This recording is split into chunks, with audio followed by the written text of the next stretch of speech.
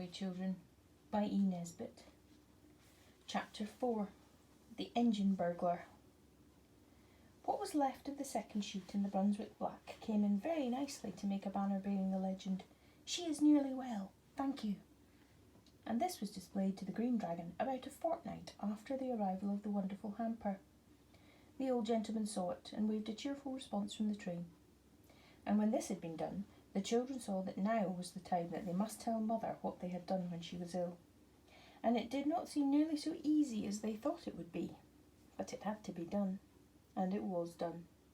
Mother was extremely angry. She was seldom angry, and now she was angrier than they had ever known her. This was horrible. But it was much worse when she suddenly began to cry. Crying is catching, I believe, like measles and whooping cough. At any rate, everyone at once found itself taking part in a crying party. Mother stopped first. She dried her eyes and then she said, "I'm sorry I was so angry, darlings, because I know you don't understand." "We didn't mean to be naughty," sobbed Bobby, and Peter and Phyllis sniffled. "Now listen," said Mother. "It's quite true we're poor, but we have enough to live on. You mustn't go telling everyone about our affairs. It's not right.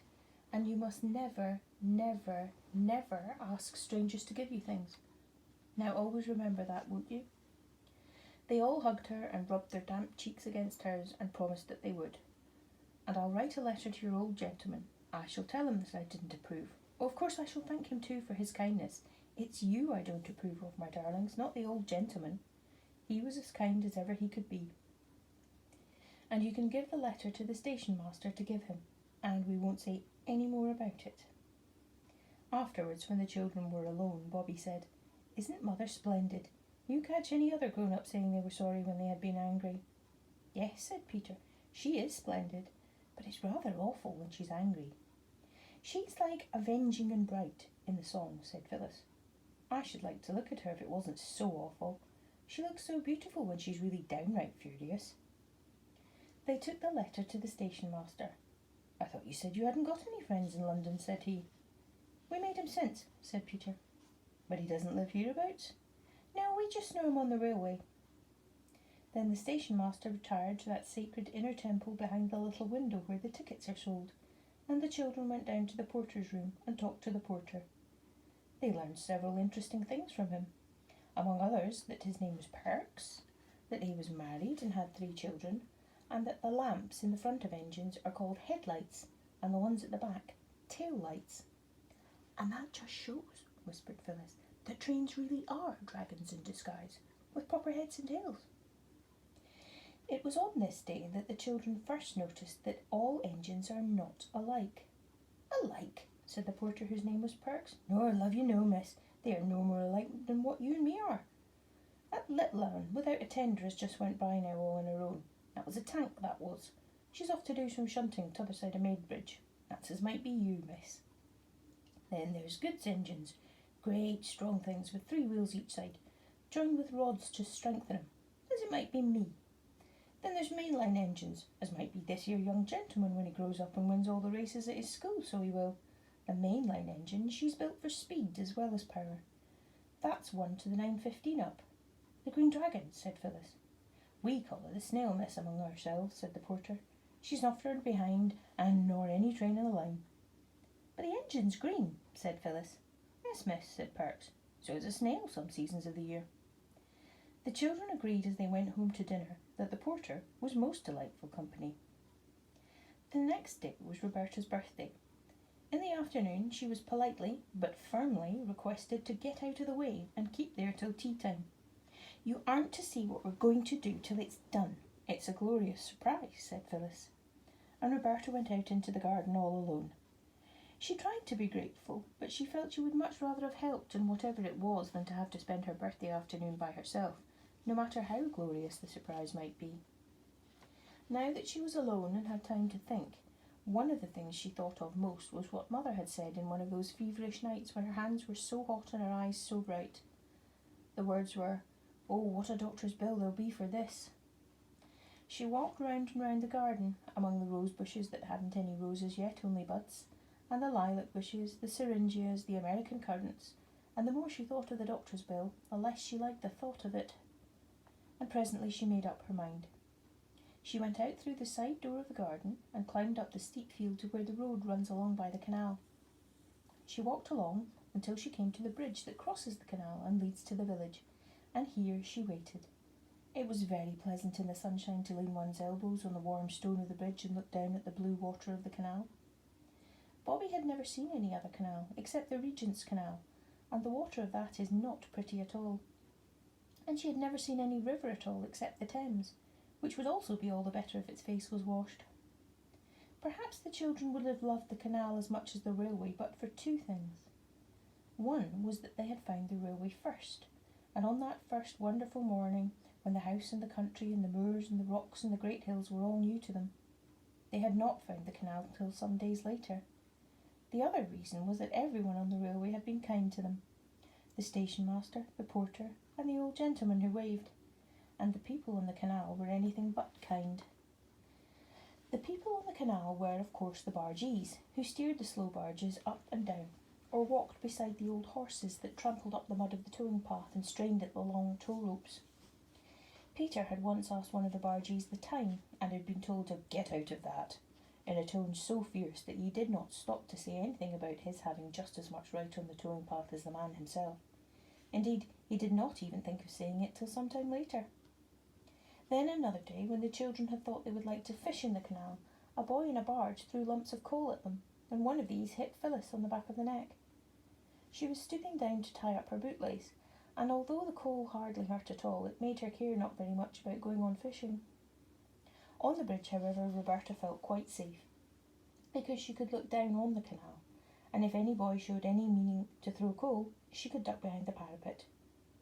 Presently there was the sound of wheels, which was just what she had expected. The wheels were the wheels of the doctor's dog cart, and in the cart, of course, was the doctor. He pulled up and called out, "Hello, head nurse, want a lift?" "I wanted to see you," said Bobby. "Your mother's not worse, I hope," said the doctor. "No, but well, I'll step in then and we'll go for a drive." Roberta climbed in, and the brown horse was made to turn around, which it did not like at all, for it was looking forward to its tea. Its oats. "This is jolly," said Bobby, as the dog cart flew along the road by the canal. "We could throw a stone down any one of your 3 chimneys," said the doctor as they passed the house. "Yes," said Bobby, "but you'd have to be a jolly good shot." "How do you know I'm not?" said the doctor. "Now then, what's the trouble?" Bobby fidgeted with the hook of the driving apron. "Come on then, out with it," said the doctor. "Well, it's rather hard, you see," said Bobby, "to out with it, because of what Mother said." "What did Mother say?" "She said I wasn't to go telling everyone we're poor. But you aren't everyone, are you?" "Not at all," said the doctor cheerfully. "Well?" "Well, I know doctors are very expensive, and Mrs. Viney told me that her doctoring only cost her 2 pence a week, because she belonged to a club." "Yes?" "You see, she told me what a good doctor you were, and I asked her how she could afford you, because she's much poorer than we are. I've been in her house, and I know. And she told me about the club, and I thought I'd ask you. Oh, and I don't want Mother to be worried. Can we be in the club too, same as Mrs. Viney?" The doctor was silent. He was rather poor himself, and had been pleased at getting a new family to attend, so I think his feelings at that minute were rather mixed. "You aren't cross with me, are you?" said Bobby in a very small voice. The doctor roused himself. "Cross? How could I be? You're a very sensible little woman. Now look here, don't you worry. I'll make it all right with your mother, even if I have to make a special brand new club just for her. Look here, this is where the aqueduct begins." "What's an what's his name?" asked Bobby. "A water bridge," said the doctor. "Look." The road rose to a bridge over the canal. To the left was a steep rocky cliff with trees and shrubs growing in the cracks of the rock, and the canal here left off running along the top of the hill and started to run on a bridge of its own. A great bridge with tall arches that went right across the valley. Bobby drew a long breath. "It is grand, isn't it?" she said. "It's like pictures in the history of Rome." "Right," said the doctor. "That is exactly what it is like. The Romans were dead nuts on aqueducts. It's a splendid piece of engineering." "I thought engineering was making engines." "Ah, there are different kinds of engineering. Making roads and bridges and tunnels is one kind, and making fortifications is another. Well, we must be turning back, and remember, you aren't to worry about doctor's bills or you'll be ill yourself. and then I'll send you a bill as long as the aqueduct." When Bobby had parted from the doctor at the top of the field that ran down from the road to Three Chimneys, she could not feel that she had done wrong. She knew that Mother would perhaps think differently, but Bobby felt for once that she was the one who was right, and she scrambled down the rocky slope with a really happy feeling. Phyllis and Peter met her at the back door. They were unnaturally clean and neat, and Phyllis had a red bow in her hair. There was only just time for Bobby to make herself tidy and tie up her hair with a blue bow before a little bell rang. "There," said Phyllis. "That's to show the surprise is ready. Now, you wait till the bell rings again, and then you may come into the dining room." So Bobby waited. "Tinkle, tinkle," said the little bell, and Bobby went into the dining room feeling rather shy.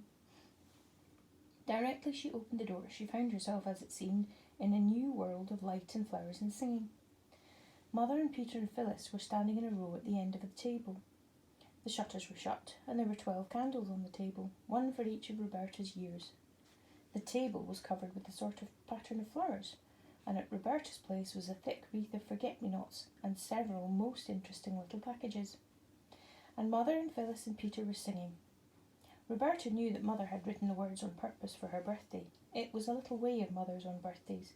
It had begun on Bobby's 4th birthday when Phyllis was a baby. Bobby remembered learning the verses to say to Father for a surprise. She wondered if Mother remembered too. The 4-year-old verse had been, "Daddy dear, I'm only 4, and I'd rather not be more. 4's the nicest age to be, 2 and 2 and 1 and 3. What I love is 2 and 2, Mother, Peter, Phil and you. What you love is 1 and 3, Mother, Peter, Phil and me. Give your little girl a kiss, because she's learned and told you this." The song that the others were singing now went like this. "Our darling Roberta, no sorrow shall hurt her, if we can prevent it her whole life wrong. Her birthday's our fete day, we'll make it a great day, and give her our presents and sing her our song.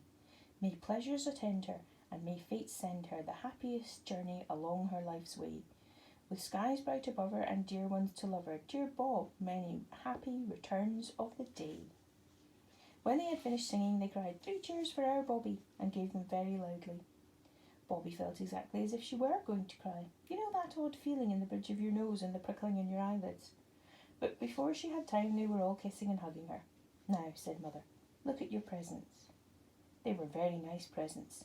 There was a green and red needlebook that Phyllis had made herself in secret moments. There was a darling little silver brooch of Mother's shaped like a buttercup, which Bobby had known and loved for years, but which she had never thought would come to be her very own. There was a pair of blue glass vases from Mrs. Viney. Roberta had seen and admired them in the village shop. And there were 3 birthday cards with pretty pictures and wishes. Mother fitted the forget-me-not crown on Bobby's head. "Now look at the table," she said. There was a cake on the table covered with white sugar with dear Bobby in it on pink sweets, and there were buns and jam. But the nicest thing was that the big table was almost covered with flowers. Wallflowers were laid around the tea tray, and there was a ring of forget-me-nots round each plate. The cake had a wreath of white lilac round it, and in the middle was something that looked like a pattern, all done with single bloom of lilac or wallflower or laburnum. "What is it?" said Roberta. "It's a map of the railway," said Peter. "Look, those lilac lines are the metals, and there's the station done in brown wallflowers. The laburnum is the train, and there are the signal boxes, and the road up to here, and those fat red daisies are us 3 waving to the old gentleman. That's him there, the pansy in the laburnum train. And there's 3 chimneys done in the purple primroses," said Phyllis, "and that tiny rosebud is Mother looking for us when we're late for tea. Peter invented it all. And we got the flowers from the station. We thought you'd like it better." "That's my present," said Peter, suddenly dumping down his adored steam engine on the table in front of her. Its tender had been lined with fresh white paper and was full of sweets. "Oh, Peter," cried Bobby, quite overcome by this munificence. "Not your own dear little engine that you're so fond of?" "Oh, no," said Peter very promptly. "Not the engine, just the sweets." Bobby couldn't help her face changing a little. Not so much because she was disappointed at not getting the engine, as because she thought it was so very noble of Peter, and now she felt she'd been silly to think it. Also, she felt she must have seemed greedy to expect the engine as well as the sweets. So her face changed. Peter saw it. He hesitated a minute, and then his face changed too, and he said, "I mean, not all the engine. I'll let you go halves, if you like." "You're a brick," said Bobby. "It's a splendid present." She said no more aloud, but to herself she said, That was awfully decent of Peter, because I know he didn't mean to. Well, the broken half shall be my half of the engine, and I'll get it mended and give it back to Peter for his birthday. Yes, Mother dear, I should like to cut the cake, she added, and tea began. It was a delightful birthday. After tea, Mother played games with them, any game they liked, and of course their first choice was Blind Man's Buff, in the course of which Bobby's forget-me-not retwisted itself crookedly over one of her ears and stayed there. Then, when it was near bedtime and time to calm down, Mother had a lovely new story to read to them. You won't sit up late working, will you, Mother? Bobby said, as they said good night. Mother said no, she wouldn't. She would only just write to Father and then go to bed. But when Bobby crept down later to bring her presents, for she felt she really could not be separated from them all night, Mother was not writing, but leaning her head on her arms and her arms on the table. I think it was rather good of Bobby to slip away, saying over, she doesn't want me to know she's unhappy, and I won't know. But it made a sad end to the birthday. The very next morning, Bobby began to watch her opportunity to get Peter's engine mended secretly, and the opportunity came along the very next afternoon. Mother went by train to the nearest town to do shopping. When she went there, she always went to the post office, perhaps to post her letters to Father, for she never gave them to the children or Mrs. Viney to post, and she never went to the village herself. Peter and Phyllis went with her. Bobby wanted an excuse not to go, but try as she couldn't think of one. And then, just when she felt all was lost, her frock caught on a big nail by the kitchen door, and there was a great criss-cross tear all along the front of the skirt. I assure you this was really an accident. So the others pitied her and went without her, for there was no time to change, because they were rather late already and had to hurry to the station to catch the train. When they had gone, Bobby put on her everyday frock and went down to the railway. She did not go into the station, but she went along the line to the end of the platform, where the engine is when the down train is alongside the platform. The place where there are a water tank and a long limp leather hose, like an elephant's trunk. She hid behind a bush on the other side of the railway. She had the toy engine done up in brown paper and waited patiently with it under her arm. When the next train came in and stopped, Bobby went across the metals of the up line and stood beside the engine. She'd never been so close to an engine before. It looked much larger and harder than she had expected, and it made her feel very small indeed, and somehow soft, as if she could very easily be hurt, rather badly. I know what silkworms feel like now, said Bobby to herself. The engine driver and the fireman did not see her. They were leaning out of the other side, telling the porter a tale about a dog and a leg of mutton. If you please, said Roberta, but the engine was blowing off steam and no one heard her. If you please, Mr. Engineer, she spoke a little louder, but the engine happened to speak at the same time, and of course Roberta's soft little voice hadn't a chance. It seemed to her that the only way would be to climb up on the engine and pull at their coats. The step was high, but she got her knee onto it and clambered inside the cab. She stumbled and fell on hands and knees at the base of a great heap of coals that led up to a square opening in the tender. The engine was not above the weakness of its fellows. It was making a great deal more noise than there was the slightest need for. And just as Roberta fell on the coals, the engine driver, who turned without seeing her, started the engine. And when Bobby had picked herself up, the train was moving. Not fast, but much too fast for her to get off. All sorts of dreadful thoughts came to her all together in one horrible flash. There were such things as express trains which went on, she supposed, for hundreds of miles without stopping. Suppose this should be one of them. How would she get home? She had no money to pay for the return journey. And I've no business here. I'm an engine burglar, that's what I am, she thought. I shouldn't wonder if they locked me up for this. And the train was going faster and faster. There was something in her throat that made it impossible for her to speak. She tried twice. The men had their backs to her. They were doing something to things that looked like taps. Then suddenly she put out her hand and caught hold of the nearest sleeve. The man turned with a start, and he and Roberta stood for a minute looking at each other in silence. Then the silence was broken by them both. The man said, "Here's a bloomin' go," and Roberta burst into tears. The other man said he was bloomin' well blessed, or something like that, although naturally surprised they were not exactly unkind. "You're a naughty little girl, that's what you are," said the fireman. But the engine driver said, "Deary little piece, I call her." But they made her sit down on an iron seat in the cab, and told her to stop crying and tell them what she meant by it. She did stop as soon as she could. One thing that helped her was the thought that Peter would give almost his ears to be in her place, on a real engine, really going. The children had often wondered whether any engine driver could be found noble enough to take them for a ride in an engine, and now here she was. She dried her eyes and sniffled earnestly. "Now then," said the fireman, "out with it. What do you mean by it, eh?" "Oh, please," sniffled Bobby and stopped. "Try again," said the engine driver encouragingly. Bobby tried again. "Please, Mr. Engineer," she said, "I did call out to you from the line, but you didn't hear me, and I just climbed up to touch you on the arm, quite gently, and I fell onto the coals, and I'm so sorry if I frightened you. Please don't be cross." She sniffed again. "We ain't so much cross," said the fireman, "as interested like. It ain't every day a little girl tumbles into her coal bunker out the sky, is it, Bill? What did you do it for?" "That's the point," agreed the engine driver. "What did you do it for?" Bobby found she had not quite stopped crying. The engine driver patted her on the back and said, "Here, cheer up, mate. It ain't so bad as all that, I'll be bound." "I wanted," said Bobby, much cheered to find herself addressed as mate, "I only wanted to ask you if you'd be so kind as to mend this." She picked up the brown paper parcel from among the coals and undid the string with hot red fingers that trembled. Her feet and legs felt the scorch of the engine fire, but her shoulders felt the wild chill rush of the air. The engine lurched and shook and rattled, and as they shot under a bridge, the engine seemed to shout in her ears. The fireman shoveled on coals. Bobby unrolled the brown paper and disclosed the toy engine. "I thought," she said wistfully, "that perhaps you'd mend this for me, because you're an engineer, you know." The engine driver said he was blowed if he wasn't blessed. "I'm blessed if I ain't blowed," remarked the fireman. But the engine driver took the little engine and looked at it, and the fireman ceased for an instant to shovel coal and looked too.